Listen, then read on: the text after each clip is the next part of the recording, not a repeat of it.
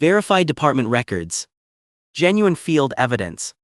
Unbiased justice. Welcome to Bodycam Incident Reports. License.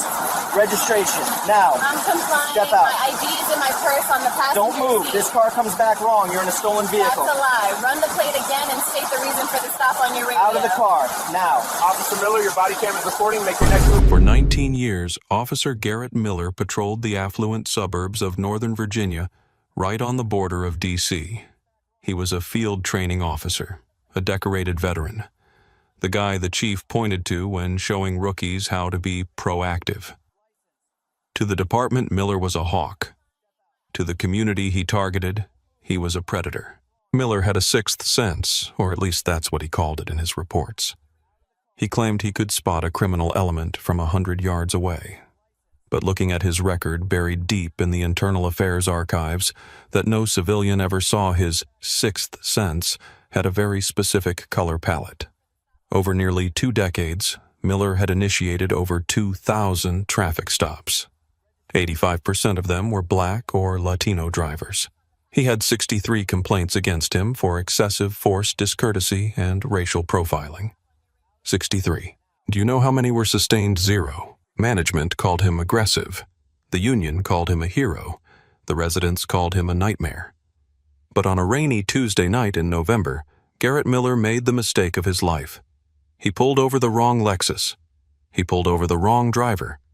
And he was about to find out that a badge and a gun don't make you God, especially when you're standing in front of the woman who puts people like you in prison for a living. Before we dive into this case, where are you watching from tonight?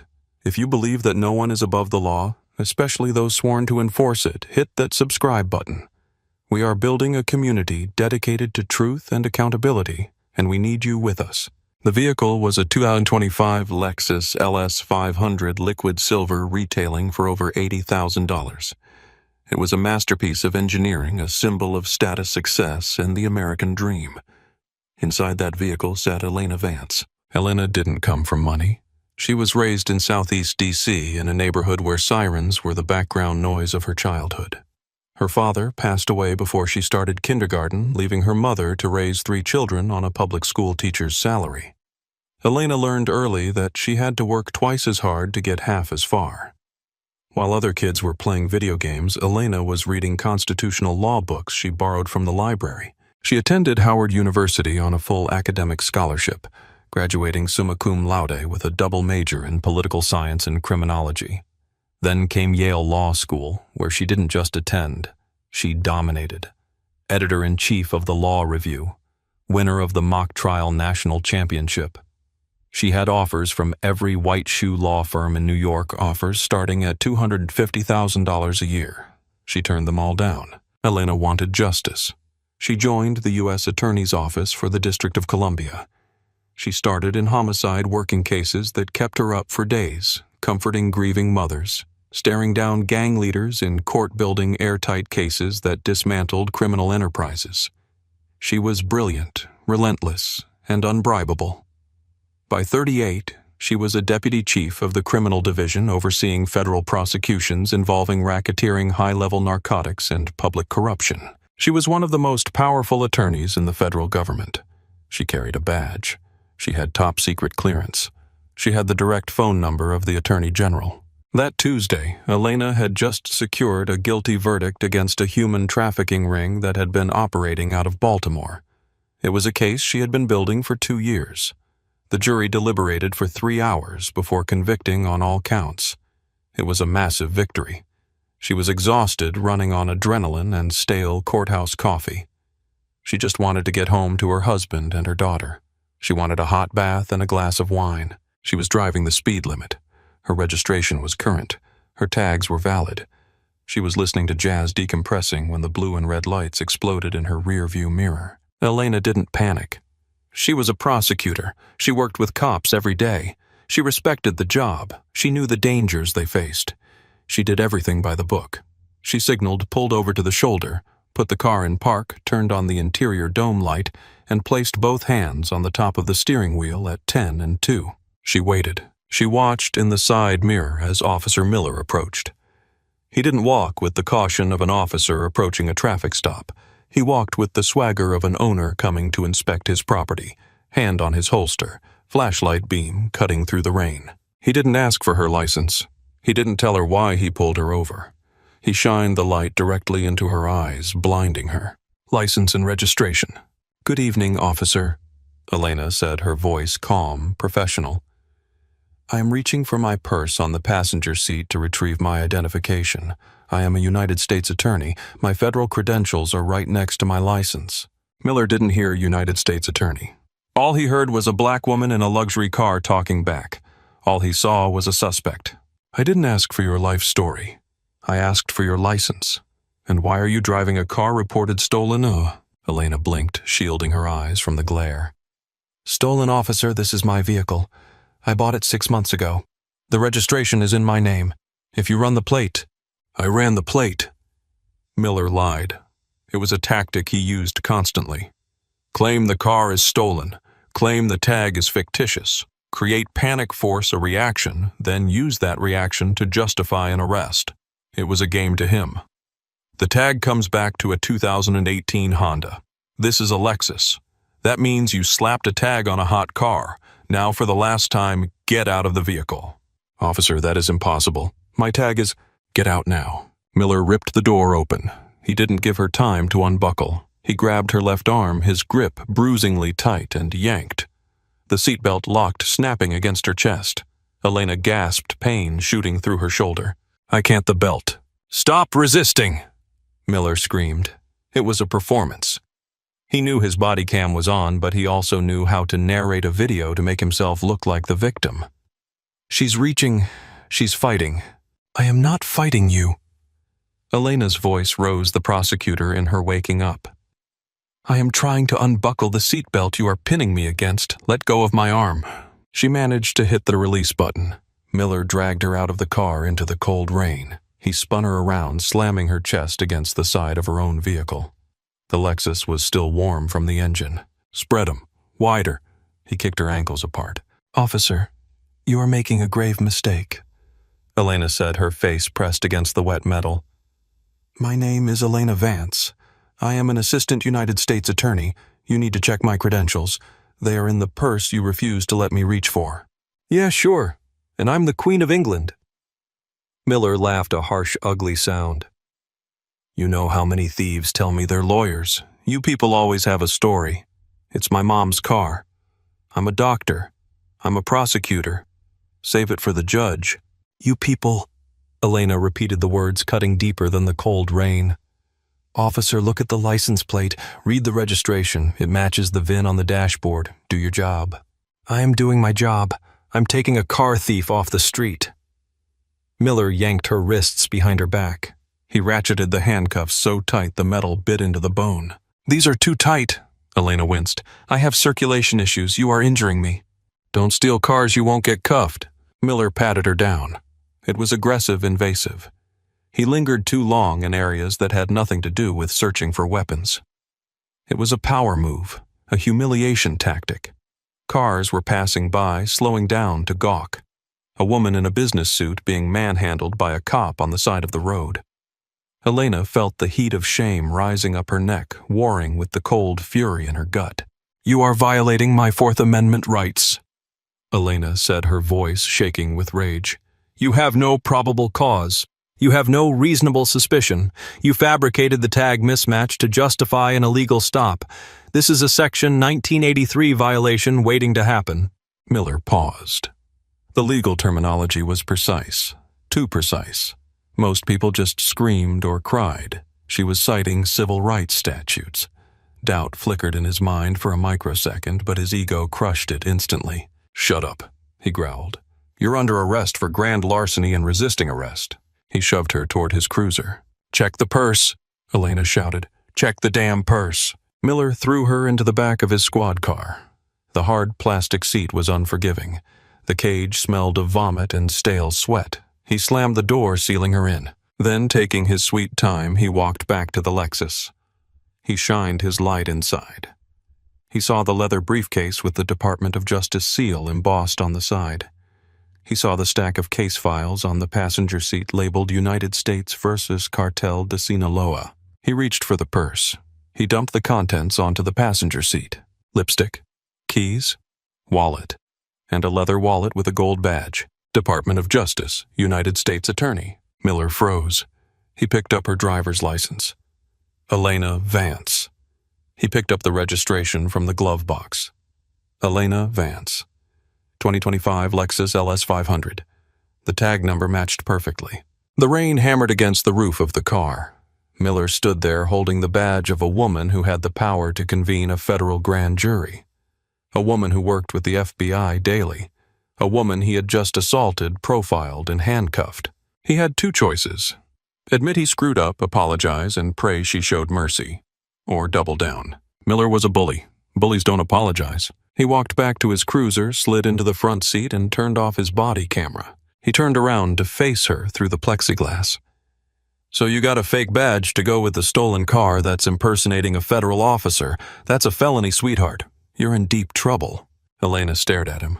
She saw the fear behind his eyes. She saw the desperation. Turn your camera back on Officer Miller. You and I both know you found the real credentials. You checked the registration and realized you lied.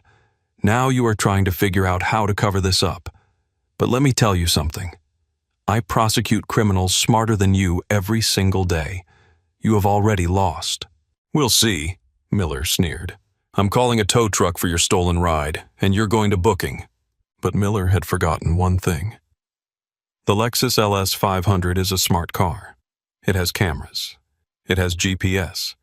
And when the door was forced open while the car was in gear, the vehicle's safety system triggered an automatic alert to Elena's husband, Marcus. Marcus Vance was a former Marine and currently a crisis management specialist.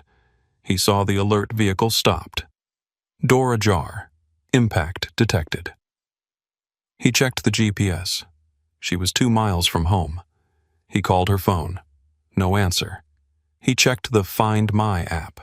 Her phone was stationary on the side of Route 7.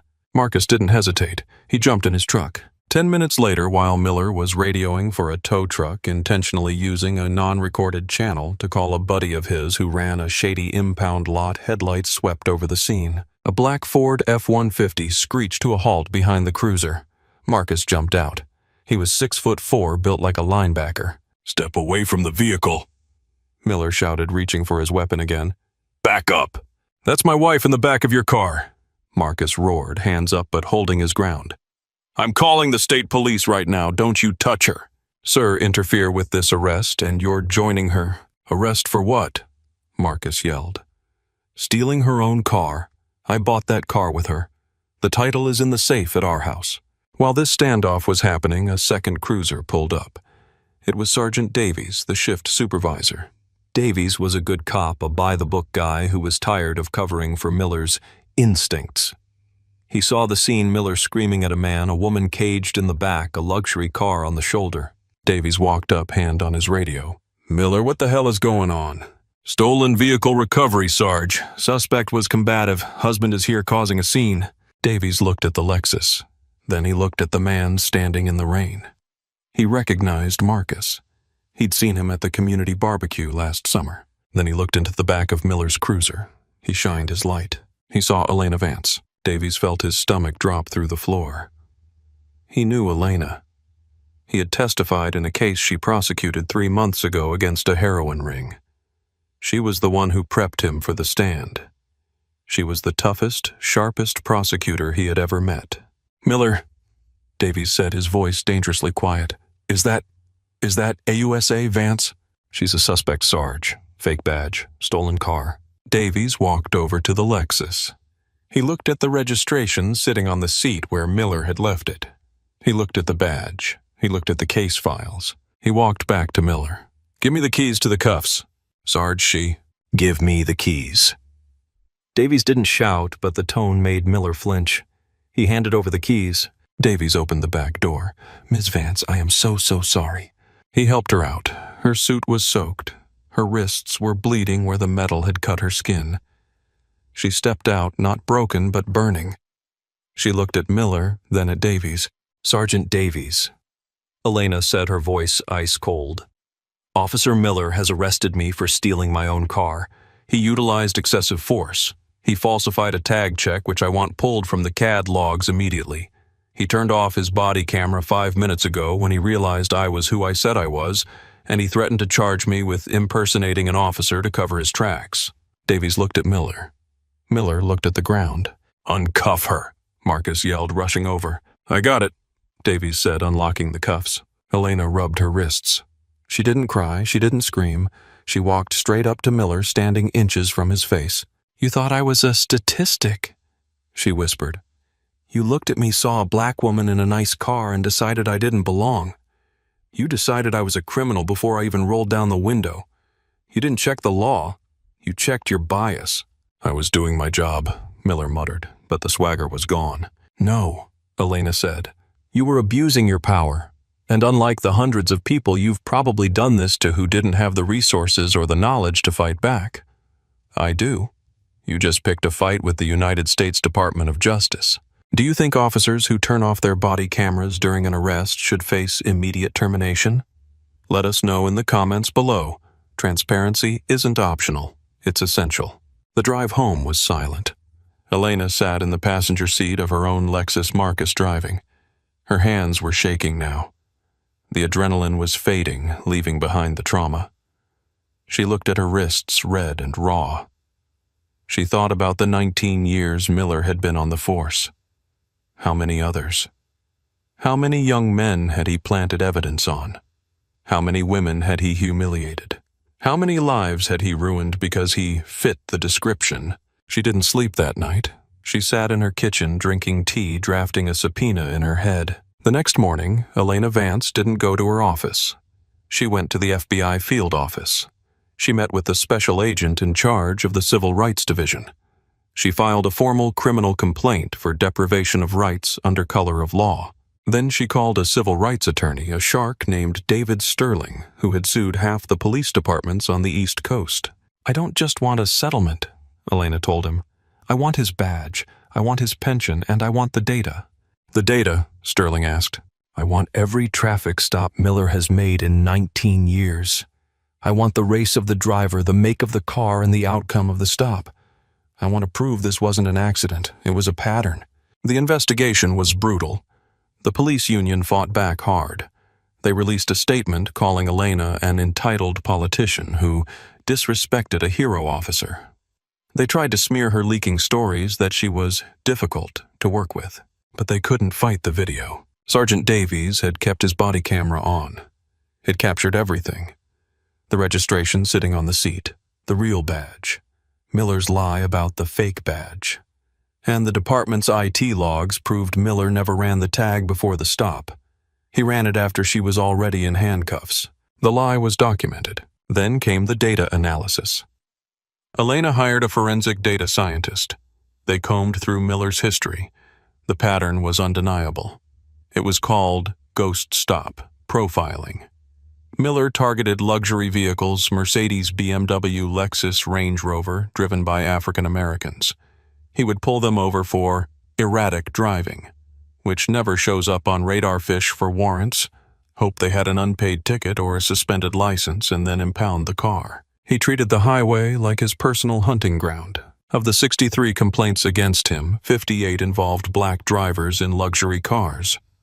Doctors, engineers, business owners. One was a retired colonel in the Air Force. Another was a grandmother on her way to church. All of them treated like criminals. All of them dismissed by internal affairs because it was his word against theirs. But this time it was his word against a federal prosecutor with a 4K video recording and the entire weight of the legal system behind her. 6 months after the incident, the press conference was held. The police chief, looking pale and defeated, announced the immediate termination of Officer Garrett Miller. But that wasn't all. Because Elena had gone to the FBI, Miller wasn't just fired, he was indicted. A federal grand jury convened by Elena's colleagues. Though she recused herself, charged Miller with perjury, false imprisonment, and deprivation of civil rights. The trial lasted 2 weeks. Elena took the stand. She didn't speak as a victim. She spoke as an expert. She dissected Miller's procedure. She explained to the jury exactly how he had manipulated the law to satisfy his prejudice. He didn't see a citizen, Elena told the jury. He didn't see a taxpayer. He saw a trophy. He wanted to take me down because my success offended his worldview. He couldn't imagine a world where a black woman earned that car legally, so he invented a reality where I stole it. Miller was convicted on all counts. He was sentenced to 5 years in federal prison. The judge, in his sentencing remarks, noted that badge-wearing criminals are the most dangerous kind because they erode the very foundation of our society. The civil lawsuit against the department settled for $8 million. But Elena didn't keep the money. She used it to establish the Vance Legal Defense Fund, a non-profit dedicated to providing top-tier legal representation for victims of police misconduct who couldn't afford a lawyer. She also forced a consent decree on the department. Now every officer is required to explicitly state the reason for a stop to dispatch before activating their lights. Every stop is audited by an independent civilian review board. If an officer turns off their body camera, it is an automatic firing offense. Miller tried to appeal. He lost. The man who spent 19 years locking people up was now sitting in a cell wearing the same beige jumpsuit as the men he had profiled. 3 years later, Elena Vance was driving home. Same route, same rain. She was still a prosecutor, still fighting the good fight. She saw blue lights in her rearview mirror. Her heart skipped a beat. The trauma never fully leaves. The body remembers the handcuffs even when the mind knows you're safe. She pulled over. She put her hands on the wheel. A young officer walked up. He didn't shine the light in her eyes. He kept a respectful distance. "Good evening, ma'am," he said. "I stopped you because your left taillight is out. Just wanted to let you know so you don't get rear-ended in this rain." Elena exhaled a breath she felt she had been holding for 3 years. "Thank you, officer. I'll get it fixed tomorrow." "No problem. Drive safe. Are you Miss Vance?" "I am." The young officer paused. "I saw your speech at the academy about the duty to intervene, about integrity.